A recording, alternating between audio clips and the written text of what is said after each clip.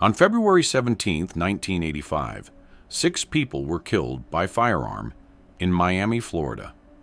The connection, all were adult men tied to maritime smuggling, and all operated along the same 12-mile stretch of the Biscayne waterfront corridor.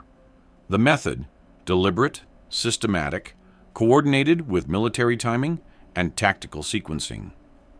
The perpetrators, cousins, Rafael Diaz, age 27, ex-Cuban Army mechanic, and Miguel Diaz, age 29, former Naval Infantry scout, 2 fishermen who shared a rented duplex in Little Havana and spoke rarely, worked relentlessly, and planned meticulously.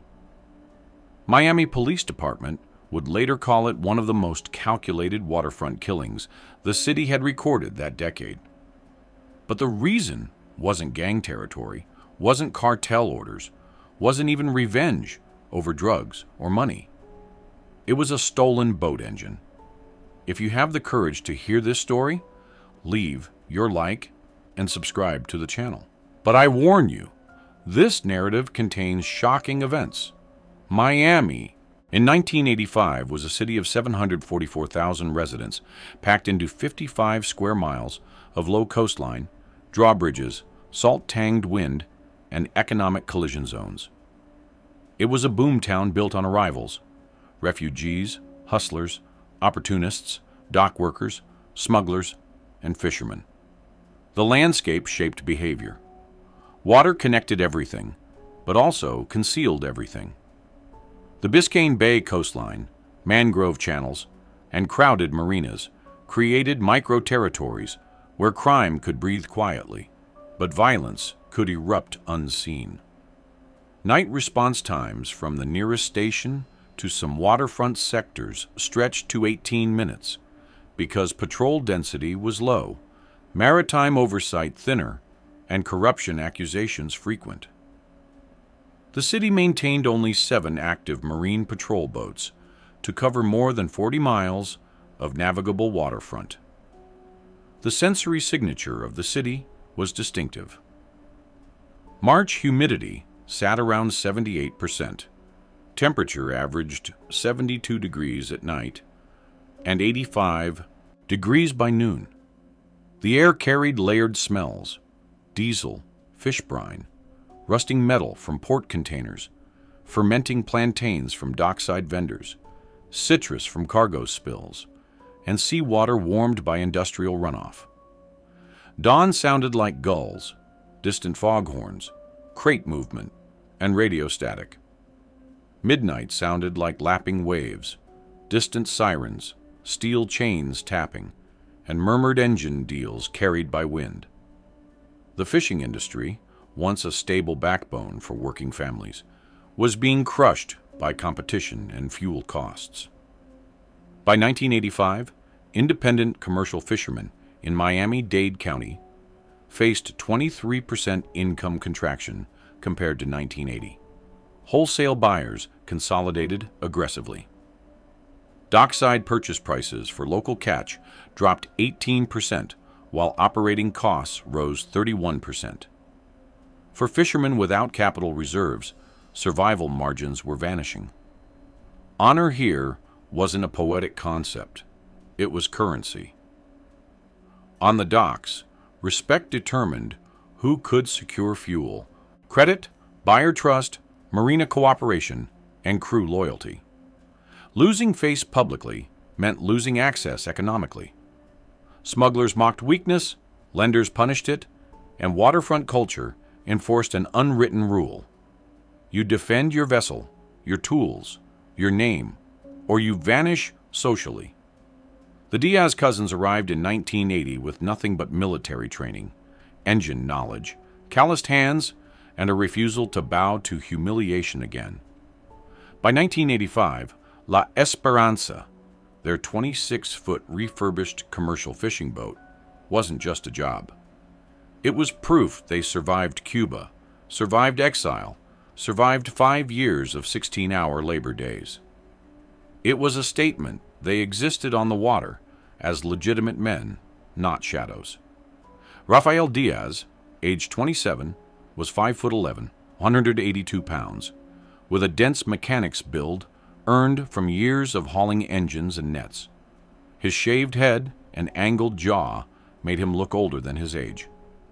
A diagonal scar cut across his right forearm, acquired in 1979 when an overheating military outboard engine exploded during field repairs at a coastal base outside Matanzas. He never flinched when recalling it. He simply said, "Machines demand respect, attention, and consequence." Miguel Diaz, age 29, stood 6'1", 176 pounds, leaner but wiry, built for movement.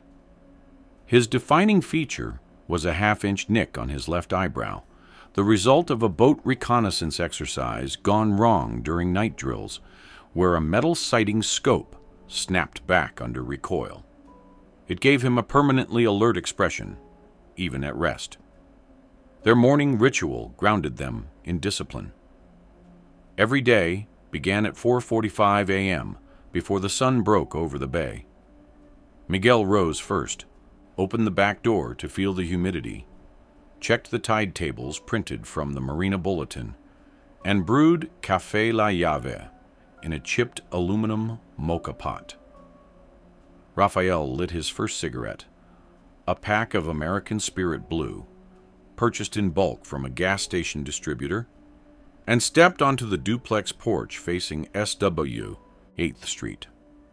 He smoked slowly, always the same pace, always without speaking, contemplating engines, the sea, and whether institutions truly protected men who worked honestly. Work defined them. Their employer, Marina Pesca Wholesale, in Coconut Grove, paid them $14 an hour to repair customer engines and deliver catch consignments. Rafael handled engine rebuilds, torque alignment, and fuel line calibration. Miguel handled navigation scouting for deliveries, port entry timing, and risk assessment for night routes. They held tenure of 4 years at the marina, trusted as men who showed up early, left late, and solved problems without spectacle. Their supervisor, Carlos Ruiz, a second-generation Cuban with 23 years at the marina, knew their value. Engines shot on the Marquez boat. "You got time?" "I'll look," Rafael said. "Today?" "When I finish the Pelayo rebuild." Carlos nodded. That meant yes. Their military background explained their capability. Rafael served 1978 to 1980 in the Cuban Army's 3rd Mechanized Support Battalion, specializing in diesel engine mechanics, field rebuilds, and mechanical sabotage detection. Miguel served 1977 to 1980 in the Naval Infantry Recon Unit, deployed for coastal patrol, night scouting, maritime infiltration drills, and rapid silent extraction. They witnessed scarcity, desperation, propaganda, and how institutions could crumble under strain. They returned without medals, but with tactical literacy, emotional restraint, and an unspoken promise to each other. Exile would not break their discipline, and humiliation would not go unanswered again. Family structure existed only in their bond. They had no spouses, no children, but carried inherited codes from their grandfather, Thomas Diaz, born 1932, a Batista-era port engineer who repaired commercial trawlers and taught them 3 principles before dying in 1982. A vessel must run true, a man must speak true, and a tool must be defended like blood. The defining loss that shaped them occurred August 11th, 1982, when Thomas died of untreated lung infection because clinics prioritized urban districts and maritime workers waited longer. They failed to save him despite trying for antibiotics, fuel for transport, and clinic escalation. Institutions had not only failed him, they had ignored him. A neighbor, Mrs. Ortega, who worked as a clinic receptionist, had tried to help. I called ahead, said it was urgent. What did they say? Miguel asked. They said bring him in. Wait list is 4 hours. 4 hours! I'm sorry. They brought him in. He died in the waiting room after 6 hours and 20 minutes. What Raphael valued most wasn't the boat, wasn't the engine, wasn't even money. What he valued was consequence. Miguel valued the same. Their code was not rage, it was arithmetic, action, reaction, outcome. Their psychological state by 1985 was taut, quiet, dangerous, and contained. They were holding together dignity, identity, and the belief that honest labor still mattered in exile.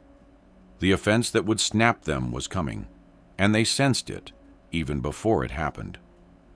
The engine was a custom 4-cylinder Isuzu Marine Diesel, model UM4BG1, salt-weathered, rebuilt by Raphael himself, with a hand-stamped torque plate he welded into its housing. Monetary value, $8,000, equivalent to 57% of their total savings. The origin story mattered. The engine block originally came from a decommissioned Cuban patrol skiff used during Miguel's service.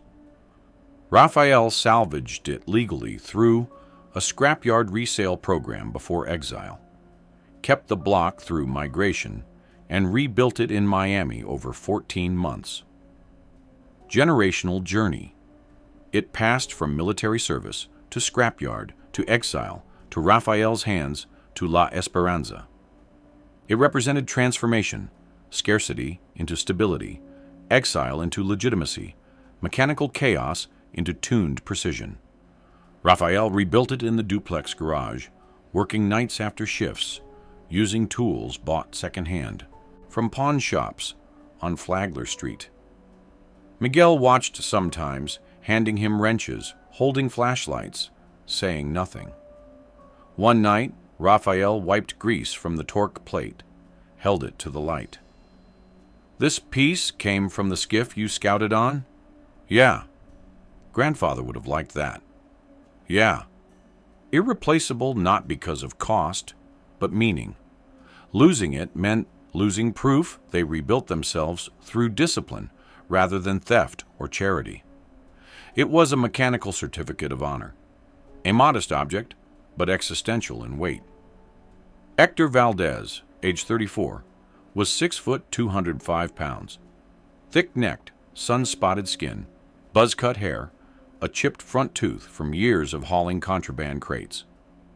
Occupation: freelance maritime smuggler, earning approximately $900 per night, ferrying illicit cargo between unregistered skiffs and port-edge drop zones. He supported his wife, Marisol, age 31, and 2 children, Elena, age 6, and Thomas, age 8. He wasn't vicious by nature. He was opportunistic, predatory only when profitable, and he operated in the same survival economy as the Diaz cousins, just on the opposite side of legality. Hector grew up in Hialeah, son of a warehouse foreman who drank himself to death in 1979. He started working docks at 16, loading fish crates for $3.25 an hour. By 22, he realized smuggling paid 10 times more and required half the effort. He wasn't proud of it. He just calculated survival. His brother, Diego Valdez, age 28, recently licensed as a private boat captain, was engaged to Carla Ruiz. Wedding planned for May last 1985. Diego had already put a deposit on the venue, a small waterfront space near Key Biscayne. He carried the receipt in his wallet, showed it to anyone who'd listen. Luis Marquez, age 30, new father, son Mateo, born January 9th, 1985. He carried a photo in his wallet during night jobs, showed it between cargo runs, beaming. The baby had his eyes. Andres Silva, age 26, ex-dock loader, saving for Community College Marine Engineering Program. Admission letter received February 2nd, 1985. He'd framed it, hung it in his kitchen, stared at it every morning over coffee. First person in his family to get accepted anywhere. Pablo Reyes, age 32, caretaker for his mother, Rosa Reyes, age 61, who depended on his nightly income for rent. She had diabetes, couldn't work, spent her days watching telenovelas and waiting for Pablo to bring groceries. Thomas Orta, age 24, youngest crew member, bought his first car, March 1st, 1985. A used Honda Civic, still smelled of new vinyl and ambition. He washed it every Sunday, parked it where neighbors could see. Each of these men either helped remove the engine, witnessed the cousin's humiliation without intervening, benefited from the theft economically, or knew the perpetrators and remained silent. Complicity had degrees, but waterfront culture recognized no distinction. You were either with the action or against it, and silence meant agreement. Hector came home most nights around 2 a.m., exhausted, smelling of diesel and seawater. Marisol waited up sometimes. "You're late." "Good run. Made extra." "Hector, when are you going to stop?" "When we don't need the money." "We'll always need money. Then I'll always work." She didn't argue. What was the point? The inciting incident occurred February 23rd, 1985, 2:15 p.m., at Pier 9 near Dinner Key Marina. Temperature, 83 degrees. Humidity, 81%. 14 civilian witnesses present, most dock workers on lunch break, sitting on crates, eating sandwiches, drinking Coca-Cola from glass bottles. Before the violation, the cousins delivered snapper consignments, smelling of sea brine and metal grease, expecting a routine dock handoff. La Esperanza sat moored 50 feet away, engine idling, ready to return to open water. Hector approached Rafael near the fuel pumps. "You rebuild engines, right?" "Yeah. Need someone for a night job." "Pay." "Good. Don't do contract work. Suit yourself." The exchange lasted 11 seconds. Terse, cordial, forgettable. Escalation sparked when Diego, standing nearby, joked loud enough for the crowd to hear. "Cuban mechanics, tune engines, slower than Americans." 3 dock workers smirked. Small moment, first spark. Rafael didn't respond, just turned back to the fuel line, tightening a hose clamp. Diego kept going. "What, you offended? It's a joke, man." "Didn't ask," Rafael said. "Sensitive." The crowd watched now, lunch forgotten. Hector saw opportunity. The cousins were quiet, avoided conflict, kept to themselves. Easy targets for public theater. He walked toward La Esperanza, circled the boat, stopped at the engine housing. "Nice engine. Custom rebuild?" Miguel, standing on deck coiling rope, looked up. "Yeah. Cuban parts? Some. Probably runs like shit." Rafael turned now, 30 feet away, hearing the tone shift. Hector gestured to Luis and Andres. "Check this out. Cubans. Bring in their broke-ass military equipment here, thinking it's worth something." Luis stepped onto the boat, uninvited. The violation crossed from verbal to physical. "Hector, what are you doing?" Miguel said. "Just looking." "Get off the boat." "Or what?" The crowd formed a semicircle now, 14 people watching, sensing something ugly coming. Diego laughed, emboldened by audience. "They can't do shit. Look at them." Pablo and Tomas approached the engine housing, Diego following. Rafael started walking towards the boat, not running, just steady. "Step back," he said. "Make me," Hector said. The offense happened fast. Luis and Andres disconnected fuel lines, while Pablo and Tomas unbolted the housing. Hector supervised, grinning, performing for the crowd. Specific words were spoken publicly, words the Diaz cousins would replay 1,000 times. Exile fishermen deserve scraps. Engines can be replaced. What are you going to do? Call the cops? The crowd's reaction split the moment into before and after. 9 people laughed. 3 recorded on handheld camcorders, grainy footage that would later be entered as evidence. 2 looked away, uncomfortable but silent. The Diaz cousins did not fight back. They watched the engine carried off the boat, Hector and his crew struggling with the weight, grunting, laughing, hauling it toward a rusted pickup truck parked near the pier entrance. The torque plate Raphael had welded caught sunlight as they loaded it into the truck bed. Miguel stepped toward them once. Hector turned. What? Miguel stopped. 14 people watching. Marine Patrol office 200 yards away, windows facing the pier. No one moved. That's what I thought, Hector said.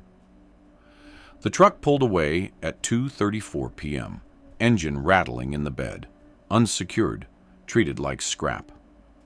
Raphael stood on the dock, cigarette unlit in his hand, staring at La Esperanza's empty engine housing.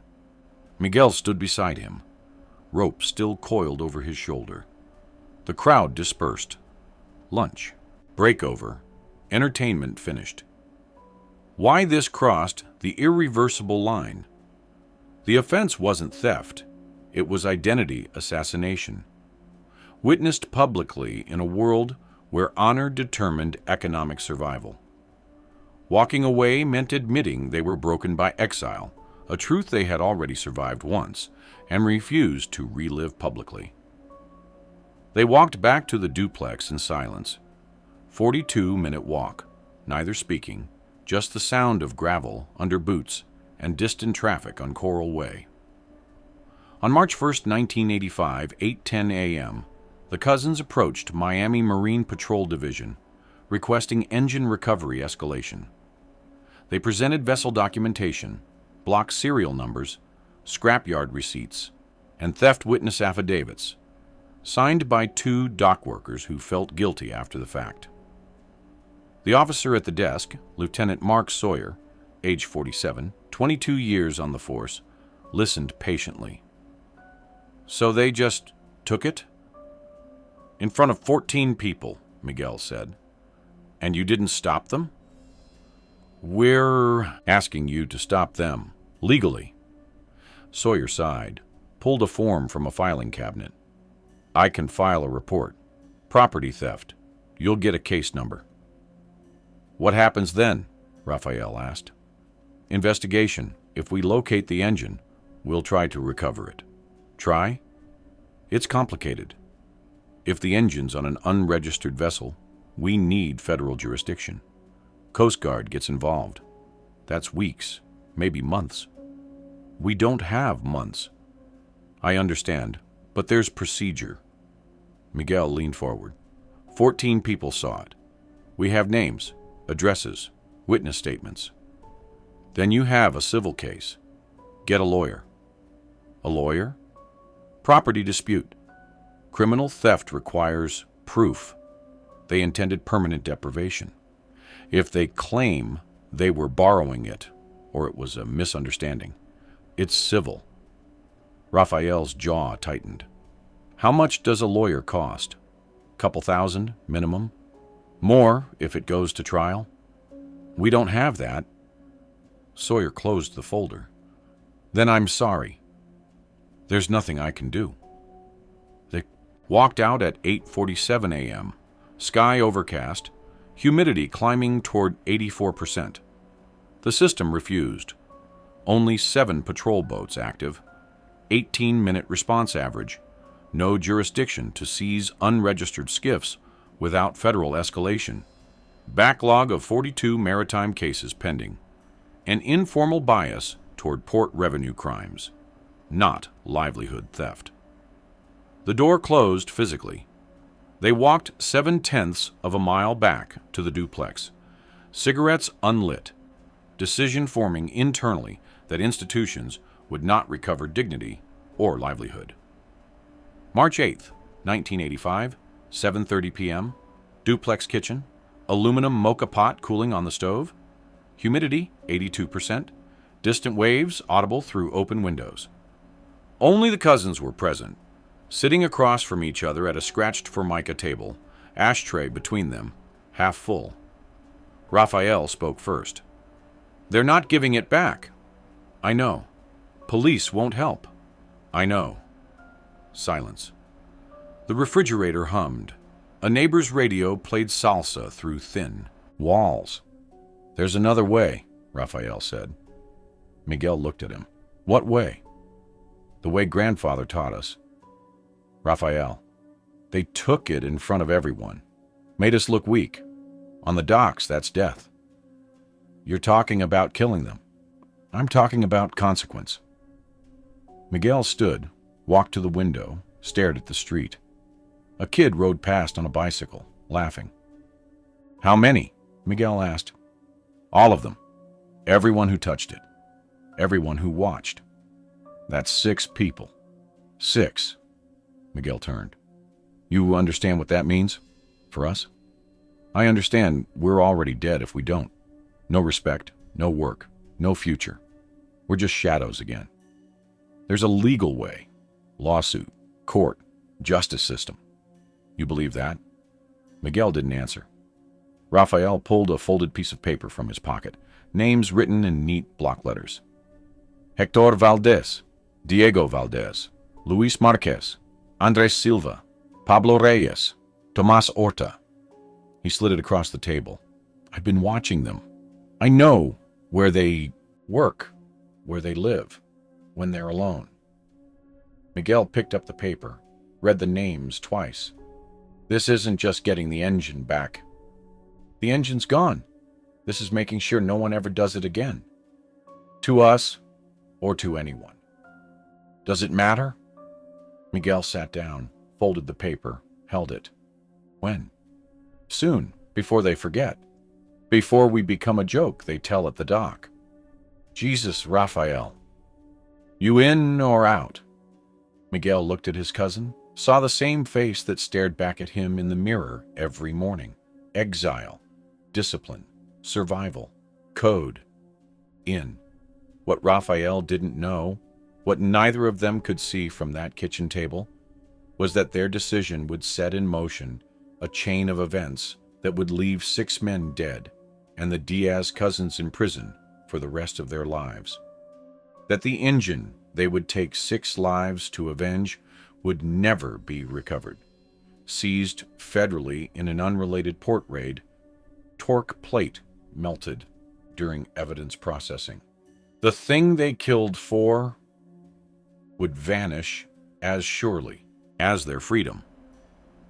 The cousins surveilled the waterfront for 9 days, mapping routines, patrol gaps, skiff handoffs, and crew timing. Miguel drove slowly past addresses, noting arrival and departure times, logging patterns in a spiral notebook bought from a Walgreens on Calle Ocho. Raphael documented vehicle descriptions, license plates, and solo periods when targets were isolated.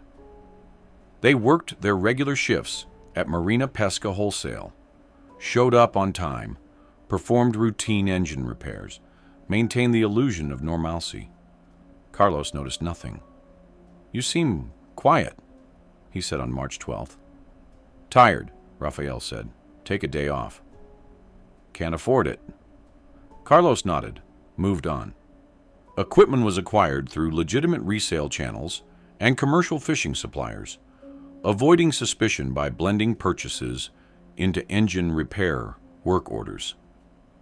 Raphael bought a Remington 870 shotgun from a licensed dealer on March 10th, filled out federal forms, passed background check without issue. The clerk, a heavy-set man named Jerry, age 53, made small talk. "What you hunting?" "Deer. Deer season's almost over." "I know. Getting ready for next year." "You'll need more than 1 box of shells for 6 deer." "Got multiple stands. Don't like carrying ammunition through the woods. Easier to cache it." Jerry accepted this, bagged the shotgun, handed over the receipt. "Good hunting." "Thanks." Miguel purchased a Ruger Security 6 revolver from a private seller on March 13th. Cash transaction, no paperwork, arranged through a classified ad in the Miami Herald.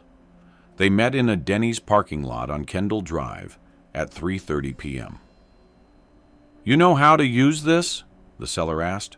"I know. 300 firm." Miguel counted bills, handed them over, received the revolver in a shoebox. Strategic planning occurred nightly in the duplex kitchen. They spread a hand-drawn map of the waterfront across the table, marking addresses, routes, patrol timing, and escape options. Miguel calculated drive times between locations, factored in traffic patterns, identified back roads avoiding main arteries. "Hector's first," Rafael said. "He organized it. Diego's with him most nights. Loading crew. We take them together. Pier 12, midnight. They're always there midnight to 2 a.m. Then Luis. He lives alone. Apartment on 14th Street. Andres after. He walks home from the bus stop. Same route every night. Pablo and Thomas? Together. They share a trailer near the airport." Miguel wrote times, locations, sequences.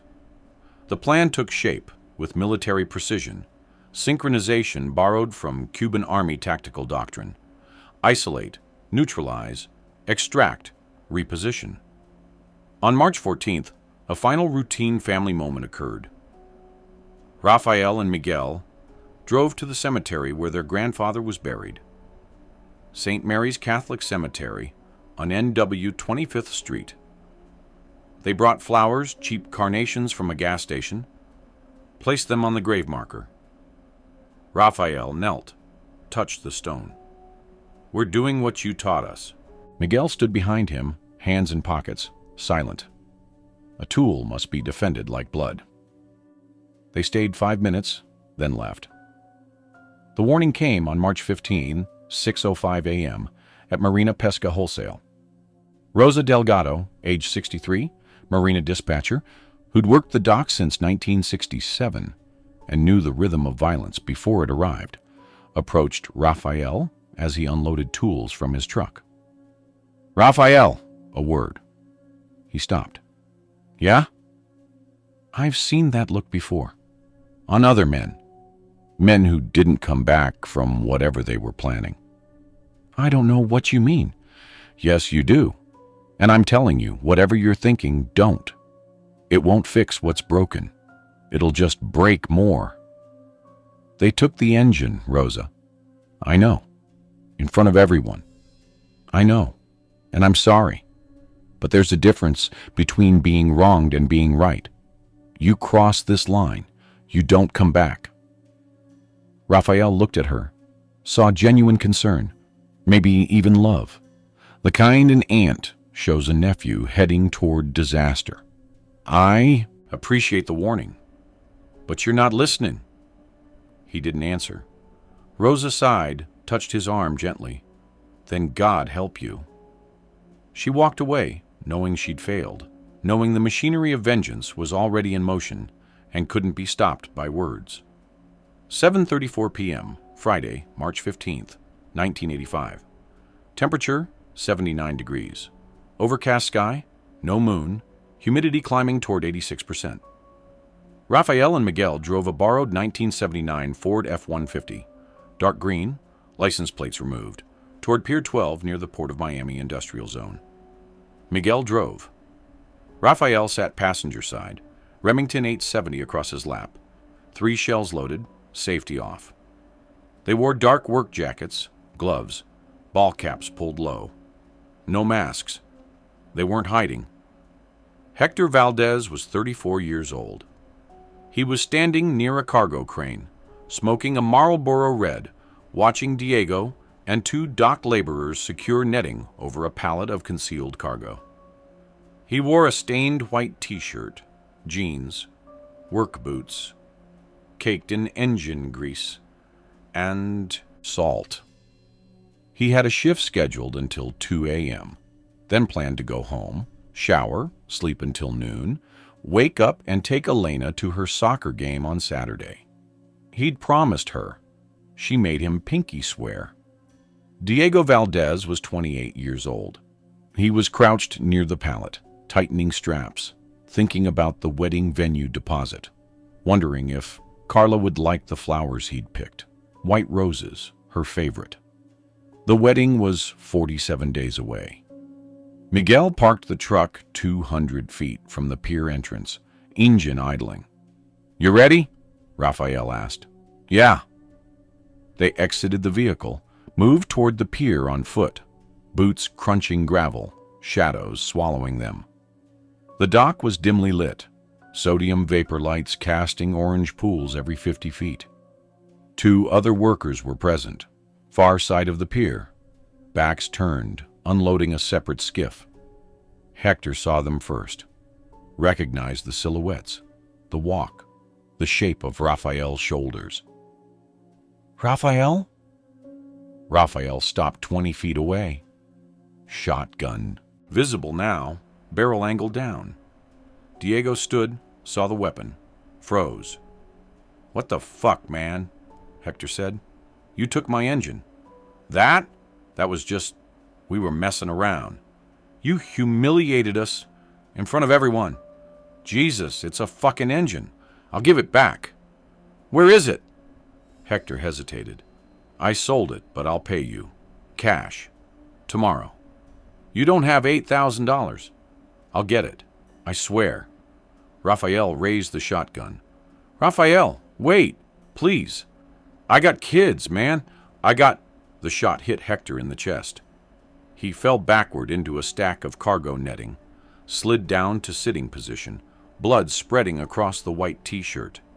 His Marlboro Red fell from his hand, rolled off the dock into the water. Diego screamed, turned to run. Miguel fired the Ruger twice. One shot missed, sparked off metal decking. The second hit Diego in the back. He collapsed forward, face hitting concrete, wedding receipts spilling from his pocket, fluttering toward a drainage grate. The 2 workers on the far side of the pier heard the shots, started running toward the parking lot. Rafael and Miguel didn't pursue. They walked back to the truck, methodical, unhurried. Miguel started the engine. They pulled away at 7:49 p.m., headed east on NW 7th Street, vanishing into traffic. Inside Hector's house, 3 miles away, Marisol was helping Elena with homework, multiplication tables, frustrated because Elena kept getting distracted. Tomas was in the living room, watching the A-Team, laughing at something Mr. T said. None of them knew Hector was dead. They wouldn't know for another 4 hours when 2 police officers knocked on the door at 11:52 p.m., and Marisol's life ended in a different way. 8:02 p.m., Friday, March 15th, 1985. Temperature, 78 degrees. Rafael and Miguel drove north toward Luis Marquez's apartment, a small complex on NW 14th Street, 2nd floor, Unit 2B. The building was aging stucco, paint peeling, air conditioning units dripping condensation onto cracked pavement below. Luis's car, a 1981 Datsun 510, was parked in the assigned spot. Luis Marquez was 30 years old. He was sitting on his couch, eating leftover arroz con pollo, watching Magnum P.I., volume low because the baby was sleeping in the bedroom. Mateo, 63 days old, had finally gone down after 2 hours of crying. Luis's wife, Carmen, age 28, was visiting her mother overnight, giving Luis a rare solo evening. He held the photo from his wallet in his free hand, smiling at his son's face, thinking about tomorrow, about teaching him to fish someday, about being the father his own father never was. Miguel knocked on the door at 8:14 p.m. Luis looked through the peephole, saw 2 men in work jackets, didn't recognize them immediately in the dim hallway light. "Yeah? Luis Marquez? Who's asking?" We need to talk about the engine. Luis's stomach dropped. He knew. He opened the door anyway, maybe thinking he could explain, maybe thinking they just wanted to talk. Rafael pushed the door open, stepped inside, Miguel following. Luis backed toward the couch, hands up. Look, I didn't want to do it. Hector said it was just a joke. You helped unbolt it. I was following orders, man. I needed the work. You laughed. I didn't. I swear I didn't laugh. You watched us lose everything and you did nothing. Please, I got a kid. My son. He's in the bedroom. Please don't. Rafael fired once. The shot hit Luis in the chest, knocked him backward over the couch arm. He landed on the floor, gasping, photo of Mateo clutched in his hand. Miguel checked the bedroom. The baby woke, started crying. Miguel closed the door, left him there, unharmed, wailing. They exited at 8:19 p.m., descended the exterior stairs, drove away as neighbors began opening doors, confused, shouting questions into the night. While Rafael and Miguel drove east on Flagler Street, merging into late-night traffic, 4 miles south, a nurse named Patricia Gomez was finishing a double shift at Jackson Memorial Hospital. She was exhausted, feet aching, thinking about the bath she'd take when she got home. Patricia was Luis Marquez's cousin. She'd held baby Mateo at the hospital the day he was born, cried happy tears, told Luis he'd be a great father. She had no idea her cousin was dead. She wouldn't find out until the next morning, when Carmen called her, hysterical, asking her to come to the apartment because the police were there, and Luis was gone, and the baby wouldn't stop crying. 8:31 p.m., Friday, March 15th, 1985. Temperature 77 degrees. Light rain began, misting the windshield. Miguel turned on wipers, slow rhythmic sweep. They drove toward Andres Silva's residence, a rented house on SWW 22nd Avenue. Small single-story, chain-link fence, overgrown yard. Andres walked home from the bus stop every night. Same route, arrived between 8:45 and 9 p.m. Andres Silva was 26 years old.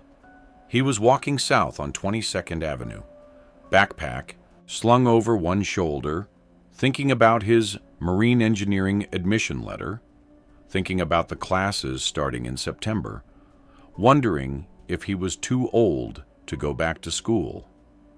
He'd called his mother that afternoon, told her the news. She cried, said she was proud. He promised to make her prouder. Rafael and Miguel parked near the intersection of 22nd and Coral Way. Waited. Headlights off. Engine running. Andres appeared at 8:47 p.m., walking under streetlights, earbuds in, listening to a cassette Walkman, Bruce Springsteen, Born in the USA. Miguel exited the truck, approached on foot. Andres saw him, pulled out one earbud. Help you? Andres Silva? Yeah. Miguel raised the Ruger. Andres recognized him then, eyes widening. Wait, listen. I didn't know what Hector was planning. I just needed money for school. I got accepted. I'm trying to get out. You were there. I know. But I'm sorry. I swear. I'm sorry. Please. I'll testify. I'll tell the cops it was Hector's idea. Miguel fired twice. Both shots hit center mass. Andres fell backward, backpack cushioning his head. Walkman still playing in the grass beside him. Bruce Springsteen sang about glory days to no one. The admission letter was framed in his kitchen, hanging crooked on the wall. It would stay there for 3 weeks before his mother came to pack his belongings. She'd take it down, hold it, collapse to her knees, sobbing. Miguel returned to the truck. They drove west, raindrops streaking the windshield, wipers keeping time. 9:04 p.m., Friday, March 15th, 1985. Temperature 76 degrees. Rain intensified, drumming on the truck roof. Rafael and Miguel drove toward the trailer park near Miami International Airport. A dense grid of aging mobile homes, gravel roads, chain-link fences, barking dogs. Pablo Reyes and Tomas Orta shared a trailer, Unit 47, a rusted single-wide with a collapsed awning and 3 plastic lawn chairs out front. Pablo Reyes was 32 years old. He was inside the trailer, microwaving a frozen dinner, Salisbury steak, waiting for Thomas to get back from the corner store.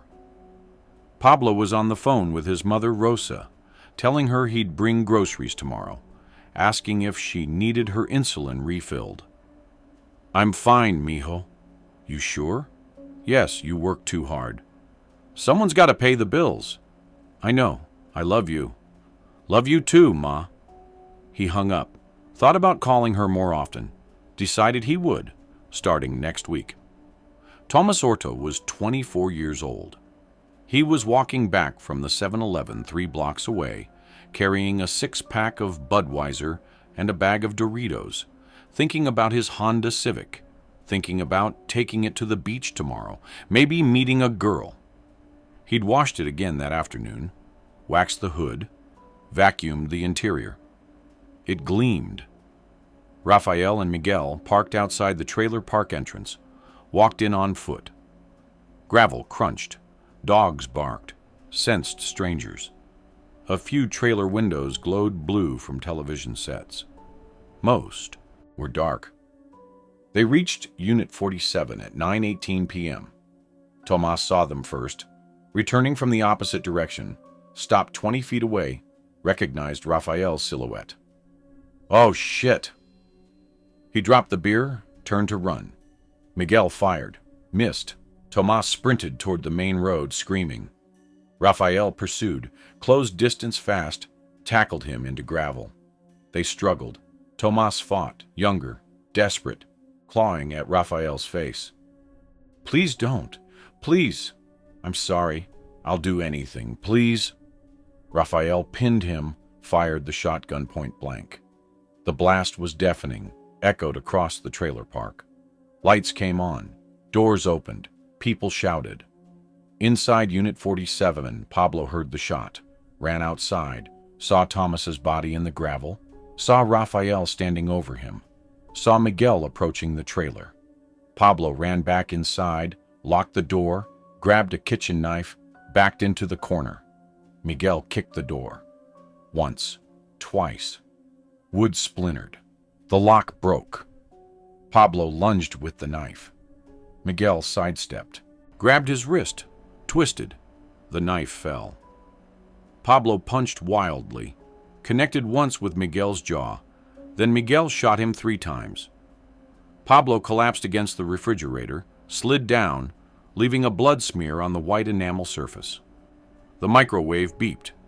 Salisbury steak was ready. Rafael and Miguel exited the trailer at 9:24 p.m. Walked through gathering neighbors, no one stopping them. Everyone too shocked, too scared. They reached the truck, drove away as sirens approached from the east. While this happened, 2 miles away, Pablo's mother, Rosa Reyes, was sitting in her living room, watching Wheel of Fortune, waiting for Pablo to visit tomorrow like he promised. She was thinking about the groceries he'd bring, wondering if he'd remember her insulin. She didn't know her son was dead. She wouldn't know until Sunday morning, when a victim advocate knocked on her door and explained gently that Pablo was gone, and she needed to make arrangements. And did she have family who could help her because she couldn't live alone anymore? 9:42 p.m., Friday, March 15th, 1985. Temperature, 75 degrees. Rain stopped, sky clearing, stars visible between clouds. Rafael and Miguel sat in the truck, parked in an abandoned lot near the Miami River, engine off, windows down, listening to water lap against concrete pilings. Rafael lit a cigarette, hands shaking slightly, first sign of physiological response. 5 down. Miguel said. "One left. Hector was the main one. The others they just followed. They all participated. They all watched." Miguel stared at the river, thinking. "You feel anything?" Raphael asked. "No." "Me neither." "That scare you?" "No." They sat in silence for 11 minutes. A barge passed, running lights reflecting on black water. Somewhere distant, a police helicopter circled, searchlight sweeping neighborhoods. Raphael checked the shotgun, reloaded.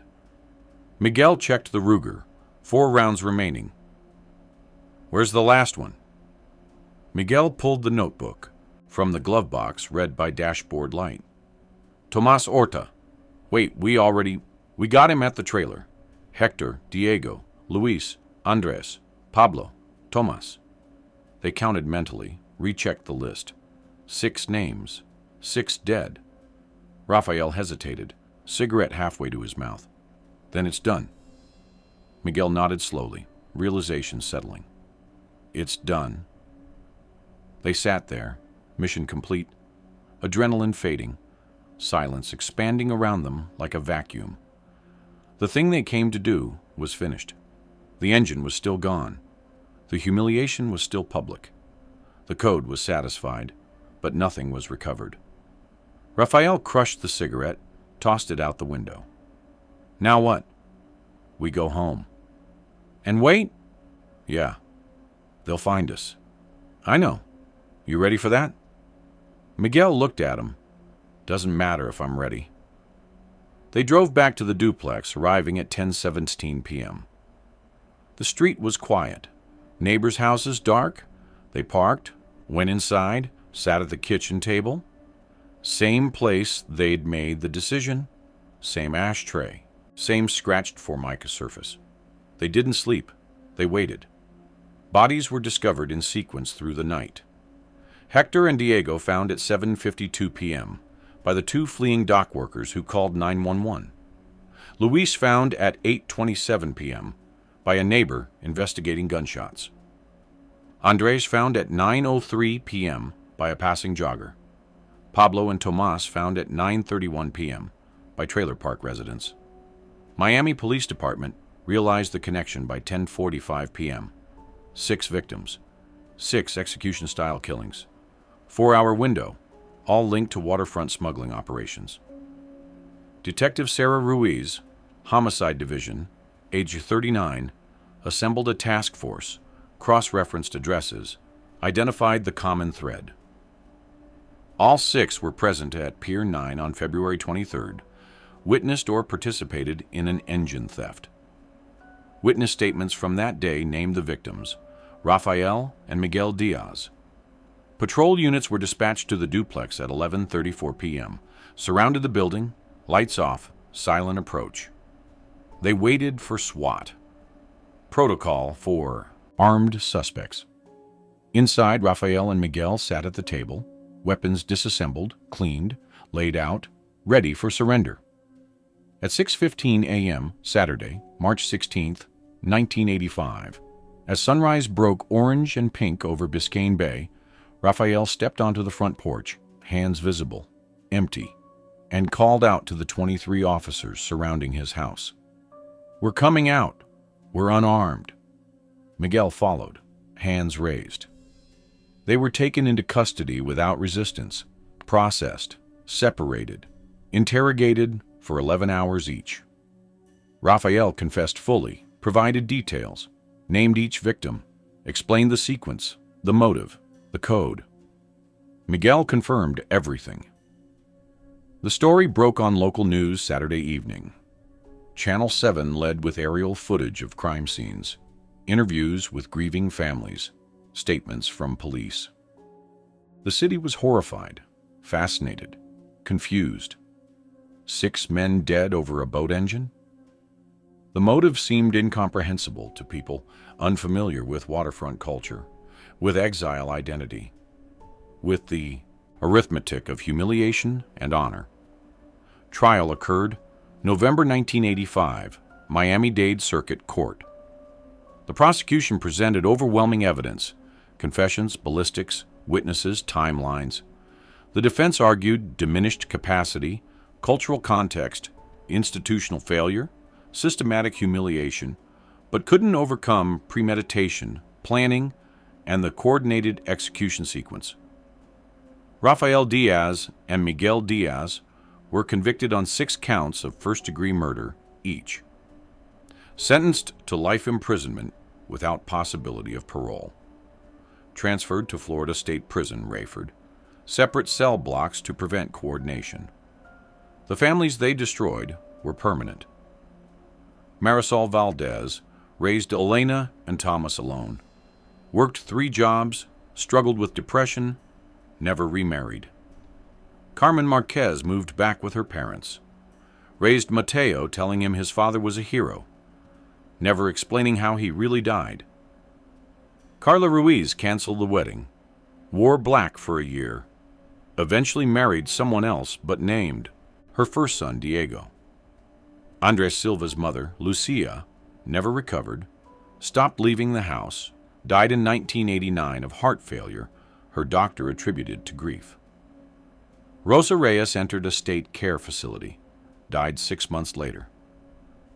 Thomas Orta's Honda Civic sat in the trailer park lot for 2 years before being towed, a monument to extinguished ambition.